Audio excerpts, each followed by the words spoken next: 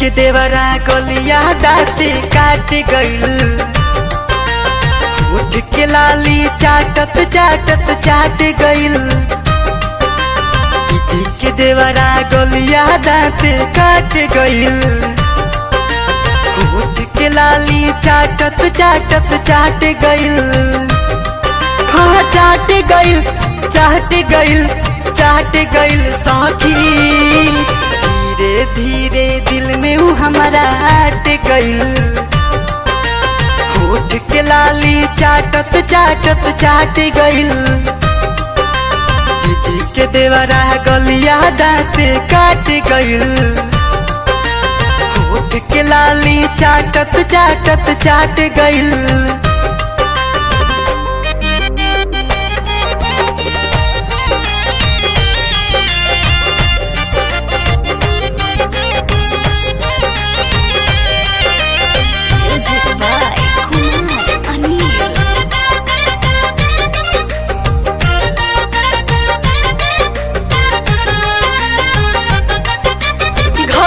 जब गइल बा निंदियो नहीं आवेला।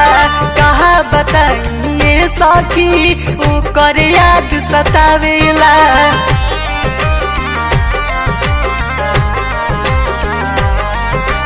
घर से जब गइल बा निंदियो नहीं आवेला। कहा बताइए सखी ओकर याद सतावेला। धीरे से जो बनवा के चाप गइल। उठ के लाली चाटत चाटत चाट गइल।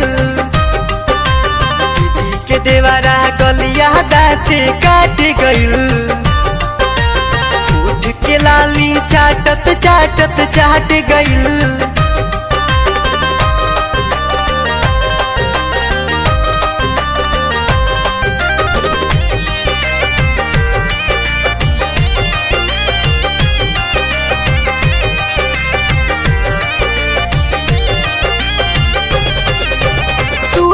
रहनी अकेले हम लगहिया के सो गइल। कहा बताइए सखी लागत बियावा बो गइल।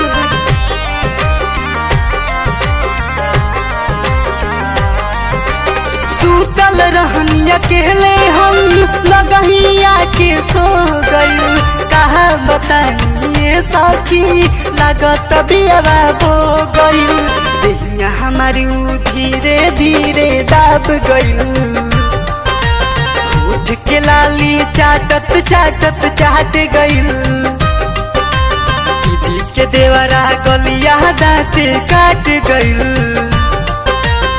उठ के लाली चाटत चाटत चाट गइल।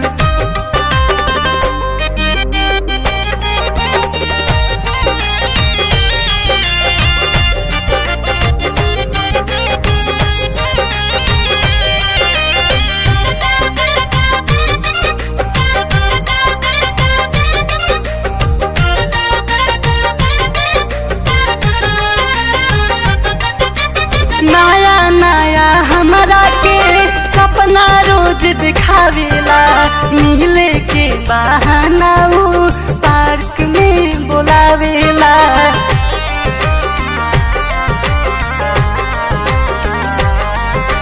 नया नया हमरा के सपना रोज दिखावेला।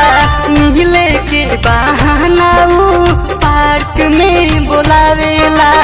अरमान को हली लगवा के सट गइल। उठ के लाली चाटत चाटत चाट गइल। दीदी के देवरा गलिया दाते काट गइल। उठ के लाली चाटत चाटत चाट गइल। हाँ चाट गइल चाट गइल चाट गइल सखी। धीरे धीरे दिल में ऊ हमारा हट गइल। होठ के लाली चाटत चाटत चाट गइल। दीदी के देवरा गलिया दाते काट गइल। होठ के लाली चाटत चाटत चाट गइल।